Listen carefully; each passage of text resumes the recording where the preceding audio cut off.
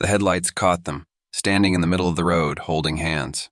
My heart jolted as I slammed on the brakes, tires screeching against the asphalt. They didn't move, didn't even blink, just stood there, pale and motionless.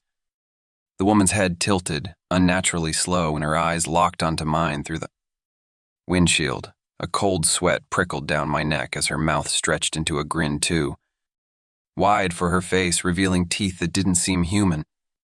A sharp knock on the driver's side window made me jump. I turned, and the man was there, his eyes pitch black, his hand pressed against the glass, the cracks spiderwebbing out from where his fingers touched.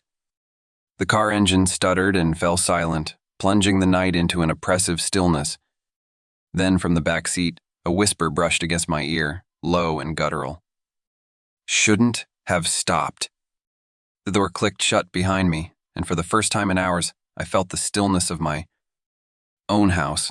I dropped my keys on the counter, but my hands were trembling too much to notice the sound. The couple's blank faces, their unnatural stillness, replayed in my mind like a scratched record. Trying to shake it off, I collapsed onto the couch and pulled out my phone, scrolling aimlessly to distract myself. But as I swiped, a post caught my eye, a blurry image of the same desolate stretch of road I'd just driven down. The caption read, "Rip to the couple who lost their lives here 3 years ago. Never forgotten." I froze. The photo embedded in the post showed two people smiling awkwardly at the camera. My stomach dropped. It was them. Same faces, same clothes. Hitched as I reread the caption, "Killed in hit and run. Driver never found." "No," I whispered aloud, scrolling back up, hoping I'd misread it. But the image stared back at me, unchanging. I shut off my phone, forcing a shaky laugh. It was late. My brain was playing tricks on me, surely. But as I sat there, a chill crawled up my spine, the faint scent of damp earth wafted through the room, muddy, metallic, wrong. Pushing myself to stand, I turned toward the hallway, my stomach clenched. Dark, wet footprints trailed across the wooden floor, starting at the front door and disappearing into the shadows. I stepped back instinctively, almost tripping over the coffee table. "Hello," my voice cracked, echoing faintly in the empty house. The silence was suffocating until a faint whisper broke it, low and indistinct, coming from the window behind me. I spun around, the blinds rattling with the movement, but there was nothing there, only my reflection staring back, pale and wide-eyed. Then, faintly, a tap, tap, tap on the glass. My breath caught. Outside the window, just past the frame of moonlight, two figures stood in the yard, holding hands. Their faces were the same as before, emotionless, unblinking, but this time they were closer. The woman tilted her head again, that impossible angle, and in the silence, a guttural whisper drifted through the air. "Why didn't you stop?" My blood turned to ice. I stumbled backward, heart pounding, but the footprints on the floor, they didn't lead to the door. They led to me. The question echoed in my mind. Why didn't you stop? It haunted me through the night.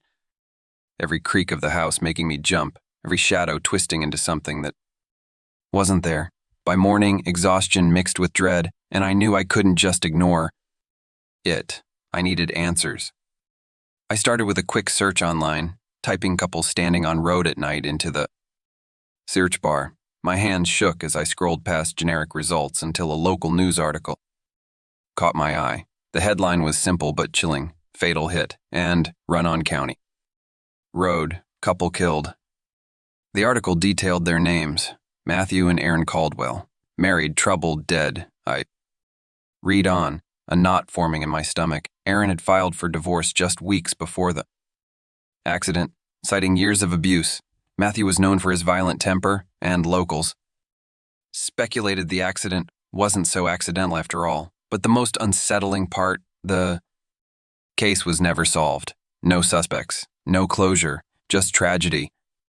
It didn't feel random anymore. They weren't just there that night, they were waiting. Unable to sit still, I decided to drive to a diner near the road where it all happened. The Place was almost empty except for an older man at the counter nursing a cup of coffee. When I asked the waitress if anyone knew about the accident, she glanced at him nervously. "You should talk to Henry," she muttered and walked away. Henry's eyes narrowed as I approached, but he spoke before I could. "You saw them, didn't you?" His voice was gravelly, almost a whisper, but the words hit like a punch. I froze, unable to answer. "They choose people," he continued, stirring his coffee absently. "They don't show themselves to just anyone. If they looked at you, it means something. Means they already decided." "Decided what?" My voice cracked, but Henry only shook his head. "You'll see." When I got home, I found a forum post titled "The Couple of County Road." My heart pounded as I read accounts eerily similar to mine, people describing the same. Roadside figures. They all said the same thing. The sightings started small, then escalated, but what chilled me most were the timestamps. None of the posters had written anything after their final post. They simply stopped. As I stared at the screen, my phone buzzed on the table. A text. No sender, no number. Just 3 words. "Why didn't you?" The text glowed on my screen. "Why didn't you?" My hands shook as I deleted it, but the question lingered like a splinter in my mind. I tried convincing myself it was a prank, some cruel coincidence. Deep down, I knew better. The next day, I couldn't focus at work. Everything felt off when I glanced at a store window during lunch. I saw them, the couple, holding hands. My breath hitched. Their faces were as blank and lifeless as the first time. I blinked, and they were gone. By the time I got home, exhaustion and fear gnawed at me. I set my phone on the counter and collapsed on the couch. That's when I noticed it, the screen flickering. Lines of static darted across, then faded into an image. Their faces, glowing eyes locked onto me. I threw the phone across the room. It hit the wall and went dark, but the air around me felt heavy, suffocating. I grabbed my keys and drove to a friend's house, desperate for company, for sanity. "They're just stress dreams," my friend said after I poured out my story. "You've been working too much. Take a break." But their reassurances felt hollow, their tone distant. I could see it in their eyes. They didn't believe me. When I returned home, I found a small hair tie on the kitchen counter. It wasn't mine. I didn't even own one like it. A faint memory tugged at my mind. Erin's photo from the article, her hair tied back in a messy knot. The night stretched on, and sleep refused to come. I kept my lights on, too afraid to face the dark. At some point, exhaustion must have won, because I woke up gasping, heart racing. My skin tingled with cold, and when I looked at my arm, my stomach dropped. Bruises, finger-shaped, deep and purple, wrapped around my wrist. I scrambled out of bed, my foot hitting something solid, a pocket knife. I didn't own one. And yet, there it was, its blade dull and worn, the initials MC etched into the handle. I didn't need to think to know who it belonged to.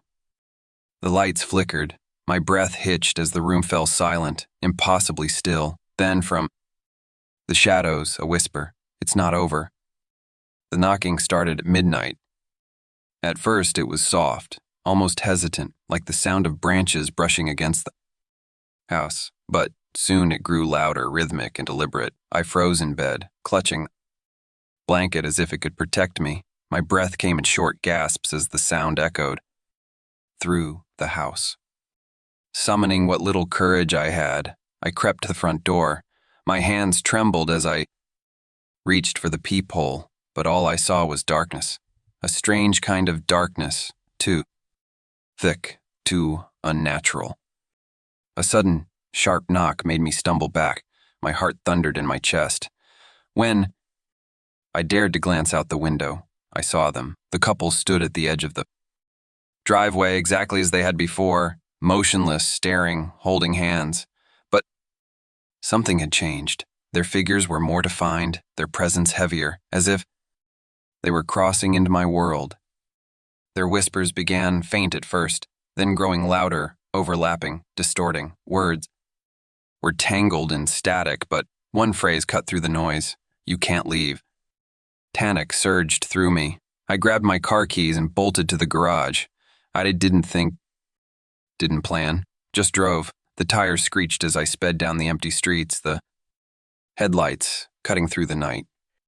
But no matter which turn I took, I ended up on the same road. My heart sank as the familiar stretch of county road unfolded before me, the barren trees lining the way like silent sentinels. And there they were, standing in the middle of the road. I slammed on the brakes, my hands gripping the wheel so tightly my knuckles turned. White, they didn't move. Their hollow eyes bore into me, and the whispers returned. Louder now, crashing over me like waves. Memories began to surface, unbidden and sharp. The screech of tires, the impact. Woman's scream. My hands gripped the steering wheel in the darkness of my mind, just as they did now. "No," I whispered, shaking my head. "It wasn't me." But they knew, their faces twisted in agony and rage, their hands pointing toward me. Not at the car, me. Images flooded my mind, not just memories but emotions, their pain, their terror, their betrayal. I couldn't look away as their whispers merged into a single, deafening accusation. "You left us." The whispering stopped. Everything around me fell into a terrifying, absolute silence, even the hum of the car. Engine was gone. My fingers trembled on the steering wheel as the couple moved. Closer. They didn't walk. They drifted, their feet hovering just above the asphalt. Suddenly, the world shifted. The road blurred and twisted into a nightmare version of itself. The trees bent inward like jagged claws, their branches scraping against the sky. The headlights dimmed, replaced by an unnatural glow emanating from the couple. And then they weren't on the road anymore. I was back in the car from years ago. The memory I'd buried burst to the surface with a sickening clarity. The screech of tires echoed around me, glass shattered. A woman's scream rang out, high-pitched and desperate before being swallowed by silence. My chest tightened as I felt the wheel under my hands, the vibration of the impact. The glow from the couple grew brighter, blinding me, forcing me back to the present. Their faces were inches from mine now, no longer expressionless. They were twisted in pain and fury, their eyes black voids. "You left us," the man growled, his voice layered with agony. "You could have stopped," the woman whispered, her voice low but piercing. I shook my head violently. "It was an accident," I shouted, my voice breaking. "I didn't." Mean? You fled." The words stabbed into me, undeniable and final. The images came flooding back. The panic, the adrenaline, the desperate decision to keep driving, convincing myself there was nothing I could do. The couple's forms began to shift, their outlines flickering like a dying light. I tried to look away, but their voices filled my head. "You will confess," the man said, his voice like grinding glass. "Or you will join us." I collapsed to my knees on the broken asphalt, the weight of their presence crushing me. My mouth opened to speak, but fear clamped down like a vice. The world around me twisted further. The broken glass from the accident materialized. On the ground, shards glinting with a sickly, ethereal glow. The air reeked of gasoline and burnt rubber, and the echo of that scream reverberated endlessly. The woman leaned down, her face inches from mine, her cold breath brushing my skin. Choose. The ground beneath me cracked, black tendrils snaking out, pulling me closer to the abyss. I had no time left. The objects felt heavier with every step. The hair tie, the pocket knife, tokens of guilt. As if they'd absorbed the couple's torment, I stood at the site of the accident, the air thick with the scent of damp earth and decay. The road was quiet, unnervingly so, as though the world itself was holding its breath. A distant rumble cracked the silence, and the wind picked up. The trees shuddered, their branches curling inward, reaching. A spectral storm rolled in, the sky above, twisting into an unnatural gray. Then they appeared. The couple materialized out of the gloom, their forms grotesque and decayed. Erin's once delicate face was sunken, her grin splitting her cheeks too wide. Matthew's frame was broken, his limbs bent at impossible angles, yet his presence towered, oppressive. I dropped to my knees. "I'm sorry," I choked out. It wasn't intentional. I panicked. I was scared. "Please, I'm sorry." Their hollow eyes stared through me, as if weighing my soul. The air grew colder, suffocating as they stepped closer. They didn't speak, but the whispers were back, flooding my head with fragmented voices, anger, sorrow, betrayal. My heart pounded in my chest as I screamed, "What do you want from me?" They stopped. For a moment, their forms flickered, shifting between human and monstrous. The whispering ceased, and Erin leaned down, her mangled face inches from mine. Her voice was no longer a whisper. It was thunderous and absolute. "Forgiveness isn't ours to give." The ground beneath me cracked and black tendrils snaked out, wrapping around my legs. I clawed at the asphalt, panic consuming me. "No, please," I begged, but the tendrils dragged me closer to the couple. Matthew's face twisted into a macabre smile. "You'll stay. You'll watch. You'll feel what we felt. Before I could scream, the tendrils pulled me under. The world above dissolved into darkness, and I was left with nothing but their rage, their sorrow, their eternal pain. The road remains quiet, desolate, but whispers tell of a new figure among the cursed. Travelers now report 3 figures by the roadside: a man, a woman, and someone. New, silent, hollow-eyed, staring with anguish. I am that figure. I watch as cars pass, waiting for the next to slow, to stop, to make the same mistake it did. I can't warn them. I can only watch as they join me in this endless torment. And you, now that you've read this, if you ever find yourself on County Road, remember, never stop, or you'll see us too.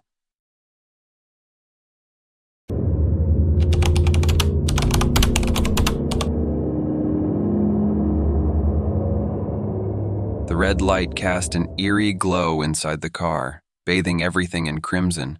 I was scrolling through the radio when the reflection caught my eye, a pale face pressed against the outside of my window. It wasn't possible. I was in the middle lane. No sidewalk. No one should be there. My heart jackhammered as I turned my head, expecting to see nothing, but it was still there. Thin lips stretched into a wide, unnatural grin, eyes unblinking, inches from the glass. The window fogged slightly as it exhaled, watching me like I was prey. I slammed the lock button. The face didn't flinch. It tilted its head, almost curious, as its bony fingers tapped on the glass. Tap, tap, tap, like it knew I wasn't going anywhere. The light turned green, but my foot stayed frozen on the brake. Then, the window began to roll down, on its own. The road stretched endlessly before Sarah, her headlights carving a narrow tunnel. Through the oppressive darkness, she tightened her grip on the wheel, her knuckle pale against the shadowed interior of the car. Every shadow seemed alive, darting at the edges of her vision, only to dissolve when she turned to look. Her heart still raced from what she'd seen, or thought she'd seen, at the last light. Wasn't real. It couldn't be. But the memory of that face lingered, its unnaturally wide grin etched in her mind like a ghostly aftermage. She glanced at her rearview mirror again. The backseat was empty, but her stomach churned as though something unseen lurked just out of sight. "Stop it," she told herself. She was alone. It was just the exhaustion playing tricks on her. Then, as she slowed for another red light, a faint sound broke the silence. Tap! Tap! Tap, tap. Her breath caught. The sound was coming from the passenger side window. She didn't want to look, but her body moved on instinct, her head turning stiffly toward the source. Nothing. There was nothing there, just the empty night. Her chest heaved as she forced air into her lungs. She flicked the locks again, though. She knew she already had. The light turned green and she sped away, her car lurching forward like a frightened animal. The shadows seemed to press closer now, narrowing her field of vision. At the next intersection, she thought she saw a flicker of movement in her rearview mirror, a blur. There and gone in an instant. Her pulse thundered in her ears. Strike again. Eyes darting between the road and the mirror. The back seat was still empty. The road was still deserted, but somehow she knew something was there, just waiting for her to let her guard down.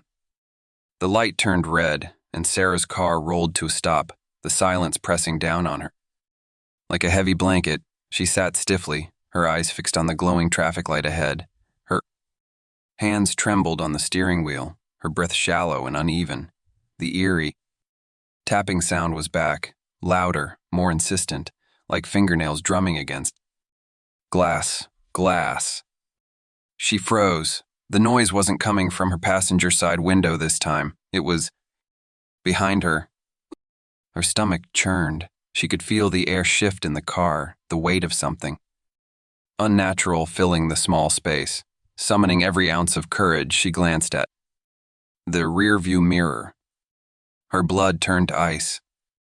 The face was there, grinning at her from the back seat. It was impossibly close, its eyes locking onto hers with a gleeful malice. The face was pale, almost translucent, the wide grin stretching too far, showing teeth that were jagged and wrong. It didn't move, didn't blink. It simply stared. Sarah screamed, her voice cracking as she slammed her foot on the gas. The car lurched forward, tires screeching against the asphalt. Her chest heaved as she sped through the intersection, ignoring the blaring horns of passing cars. She dared another glance at the mirror. It was still there. "Get out!" she shrieked, gripping the wheel so tightly her knuckles ached. She swerved wildly, her eyes darting between the road and the mirror. The face didn't flinch, its grin unwavering, its presence suffocating. A car veered dangerously close to the curb, and she jerked the wheel, narrowly, avoiding a crash. Her pulse pounded in her ears as she reached a dark, empty side street and slammed on the brakes. The car skidded to a halt, throwing her forward against the seatbelt. Panting, she spun around to face the back seat. It was empty. The doors were still locked, the windows intact. Her hands fumbled with the interior light switch, bathing the car in a sterile glow. There was no sign of anyone, no footprints on the seat, no smudges on the window. But she wasn't alone. She knew it. Her eyes flicked to the rearview mirror again, and for a split second, she thought she saw the grin fading, retreating into the shadows. Her stomach sank. Whatever it was, it wasn't gone. It was waiting. The car's engine sputtered as Sarah pulled into her driveway. She slammed it into park, threw open the door and bolted toward the house. Her breath came in ragged gasps, and her fingers fumbled with her keys. She kept glancing over her shoulder, expecting to see that face grinning at her from the street. Nothing, just the empty night. Once inside, she locked the door and deadbolted it twice. Then she ran to every window, checking the latches, peering into the darkness outside. Each glance felt like an invitation, like it was waiting for her to look long enough. The house was silent, save for the hum of the refrigerator in the kitchen. She leaned against the wall, trying to calm her racing heart. Safe. She was safe now. But then the lights flickered. The overhead bulb buzzed like a dying insect, casting the living room in staccato. Flashes of light and shadow. Sarah stared at it, her stomach knotting when she heard it, the tapping, soft, deliberate mocking. It came from the window behind her. She didn't want to turn around, but her body moved before her mind could stop it. The curtains swayed slightly, and beyond them, she saw the face. Its grin was impossibly wide now, and its eyes seemed brighter, gleaming with malevolent glee. Sarah stumbled back, clutching her phone. She dialed 911, her fingers shaking so violently she nearly dropped it. The line connected, but instead of a voice, static hissed in her ear. "Hello, please, I need help," she cried. The static shifted, and a voice, her own voice but distorted and wrong, whispered, "You can't escape." The tapping grew louder, moving to another window. She turned, and there it was again, staring from the opposite side of the house. It was everywhere. It wanted in. The tapping grew relentless, echoing from every corner of the house. Sarah pressed, her back against the living room wall, her breath coming in short, panicked bursts. The shadows cast by the flickering light seemed to dance and crawl, stretching unnaturally. Long as if alive, she tried to steady herself, but the walls around her felt oppressive, almost as if they were leaning in. Then came the pounding. It started at the front door, hard and deliberate, shaking the wood in its frame. Bang, bang, bang. The sound reverberated through her chest, making her heart pound and sink. She turned toward the door but froze when she saw the shadows on the walls. Shifting, pooling together in the corners like spilled ink. They weren't just moving. They were converging, dark and hungry. Panic surged. She darted to the back door, her hands clawing at the lock. It wouldn't budge. The knob twisted under her fingers but refused to turn. The windows, too, were sealed tight, the glass cold and unyielding when she pressed her hands against it. Let me out! She screamed, her voice raw and breaking. The pounding stopped. The silence was worse. It pressed on her ears, thick and suffocating. Turned. At the far end of the hallway, bathed in the faint, dying glow of the overhead light, it stood. The face, the grin. It wasn't outside anymore. It was here, inside, staring at her with eyes that burned with cruel amusement. Its body was wrong, twisted, stretched as though it didn't belong in this world. It tilted its head, and the grin widened, impossibly far, splitting its face in half. Sarah ran. Her scream caught in her throat. She bolted into her bedroom, slamming the door and locking it behind her. Her hands shook as she grabbed a kitchen knife from it. Her nightstand, one she'd hidden there long ago for emergencies. The pounding resumed, this time against her bedroom door. She stumbled into the closet, curling into the farthest corner. The knife felt useless in her trembling hands. The voice came then, soft and distorted. You can't hide. She clamped her hand over her mouth, tears streaming down her face as the doorknob began to turn. The pounding on the door stopped, leaving Sarah trapped in suffocating silence. She gripped the knife tighter, her knuckles white, and strained to hear through the thick air. Her heart thudded loud enough to drown out her thoughts. Then the voice came. It wasn't outside the door. It was in the room with her. You remember me, don't you? The voice purred, low and distorted, like static mixed with her own words. It filled the closet, wrapping around her like a living thing. Think, Sarah. Think about the water. Her throat tightened. Memories she hadn't touched in years clawed their way to the surface. She was 9 years old, playing at the edge of Coldwater Lake. She'd slipped, plunging into the icy depths. No one was there to see her fall. She remembered sinking, her lungs burning, her vision darkening, and then the face, grinning. From beneath the water as she struggled, it had been pale and serene, its smile calm as she drowned. I saved you, the voice said, almost tender. I gave you breath when you should have been mine, and I've been waiting. Sarah's stomach churned. Tears streamed down her face as she choked out. Why? Me? Me? Because you belong to me, it hissed, the warmth gone. You're marked, Sarah. You've always been mine. The closet door creaked. Shadows seeped through the cracks, curling toward her like fingers. The grin appeared first, impossibly wide, floating in the darkness. Then the eyes, glowing with amusement. I don't want to kill you, Sarah, it whispered. I want you to join me. She shook her head, panic rising like bile in her throat. No, never. The figure tilted its head. You will. The light bulb in the closet flickered and died, plunging her into darkness. The pounding on the closet door stopped. Sarah sat frozen, knife clenched in her hand, waiting for the next move. The silence pressed on her ears, suffocating and unnatural. She felt the shift in the air before she saw it, the shadows creeping under the closet door, snaking inside like living tendrils. Then the door creaked open. She scrambled back, pressing herself against the wall as the entity emerged, its form flickering like a corrupted image on a broken screen. Its grin seemed even wider now, the jagged teeth almost splitting its face in two. The eyes burned with malice, pinning her in place. It lunged.